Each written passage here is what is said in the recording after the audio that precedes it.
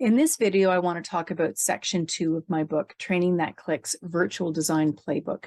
Section 2 is all about instructional design. And I know that many of you aren't instructional designers, nor do you wish to become instructional designers. And that's fine. You don't need to.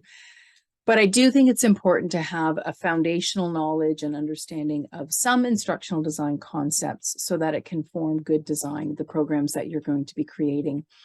So what I've tried to do in this section is strip away most of that academic theory and research. There's a little bit there if you're interested, but to strip most of that out and leave you with some really practical, concrete tips and ideas for how you can use instructional design practices to design your courses. So after the introduction chapter, there's a chapter called Know Your Learners, and I have a model. It's 3 circles nested inside each other. So the outermost circle is called How Do People Learn? The next circle in is How Do Adults Learn? And then the middle circle is How Do Your Participants Learn? So if we look at that biggest circle, How Do People Learn? I touch on 3 types of memory: sensory, short-term, and long-term, and really explore how does memory and learning shape our understanding of how we need to design courses so that people will not just hear and enjoy them, but actually learn, remember, and learn something. The next circle in is How Do Adults Learn? And so here I draw on Malcolm Knowles' work around andragogy and learning principles. So it gets a little bit theoretical, but not too much. So we look at adult learning principles and how understanding those principles, again, can shape the courses that we create.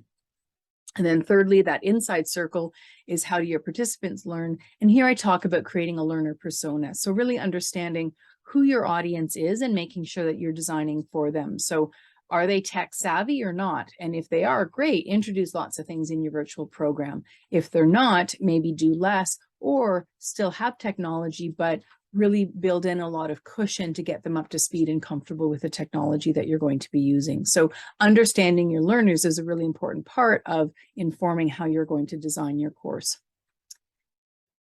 The other section that I have in this chapter is called Debunking Learning Styles. And I know that there's lots of narrative out there about learning styles. And I did a lot of research into this, and learning styles don't really exist. And more importantly, when we're designing programs, we should not try to match our instructional design approach to fit a certain learning style. I'm an auditory learner or a kinesthetic learner. When I did the research and wrote the section, I did highlight that 2 things are true. People have preferences for how information is presented to them, but presenting information isn't learning. So they have preferences for how information is presented to them.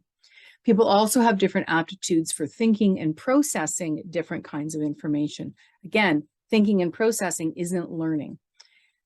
So we should be aware of those 2 things. But again, we don't need to tailor our instructional design approach. Instead, have good design overall that touches on all of those processing preferences. So it's a little bit splitting hairs, and I'll leave the details in for you to read in the book, but I felt obliged, I suppose, to touch on learning styles. The next chapter is on goals, outcomes, and objectives. So again, a really foundational piece of instructional design. So I look at what are the different types of objectives. We have business goals. So whatever it is that we're creating ties into what is that larger business goal that we're supporting. We have outcomes. So again, as a performance consultant, I look at, great that they've learned something, but what can they do differently? So what's that outcome that we're looking for, that change in behavior? And then of course we have learning objectives, which is probably what we're most familiar with. So I explain those different types of objectives, and then I get into a piece about how do you write those different types. I also touch on learning taxonomies, which you probably have heard of Bloom's taxonomy. It's actually been updated. Bloom started it and was the founder, but it's evolved since then. So now kind of the current convention is to call it a learning or a revised taxonomy. And so I introduced that, but then also introduce how it's helpful to use as a thread throughout the design process. So a learning taxonomy helps with creating those objectives, but then it also can help with identifying the learning activities, and then also later identifying how do I assess that learning. So I introduce it here, and then it forms a thread throughout later in the book.